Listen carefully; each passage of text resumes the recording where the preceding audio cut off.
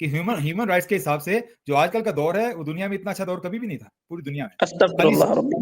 یہ خالی اسلام کی بات نہیں نہ کر رہے, اسلام تو مدینہ میں, مکہ میں, حجاز میں تھا نا, باقی پوری دنیا میں جو آفت تھی اور ظلم تھا. ہیومن رائٹس کیا ہے, ڈیفائن کریں.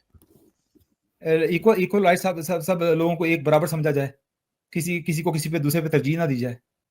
آج سب کو ایک برابر سمجھا جاتا ہے بنسبت پہلے زمانوں کے. یس, اب تھوڑا سا اور آسان کر دیتے ہیں. یو کے میں آپ رہتے ہیں, کیا یو کے اندر آپ نے کہا کہ پچھلے ادوار کے اندر چیزیں مشکل تھی, لوگوں کو رائٹس نہیں ملتے تھے, اب جو ہے نا رائٹس ملنے لگے. کیا یو کے اندر ایک انسان پولیگیمی پریکٹس کر سکتا ہے یو کے لاء کے مطابق؟ نہیں. پچھلے ادوار میں تو ہوا ختم. جی, تو کیا رائٹ ملا, کس کو کیا رائٹ ملا؟ What are you talking about? نہیں, یہاں پہ جو سا ہے وہ ڈیموکریٹک رول ہے. ریگارڈلیس یہی مسئلہ یہی ہے.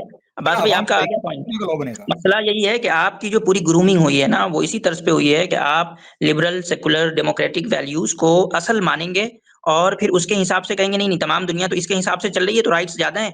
پچھلی آپ کو کیوں لگتا ہے کہ پچھلی دنیا میں رائٹس نہیں تھا؟ کیونکہ پچھلی دنیا جو ہے وہ لبرل سیکولر ڈیموکریٹک رائٹس کے فریم ورک میں کام ہی نہیں کر رہی تھی, اس لیے آپ کو لگتا ہے کہ وہ زمانہ خراب تھا.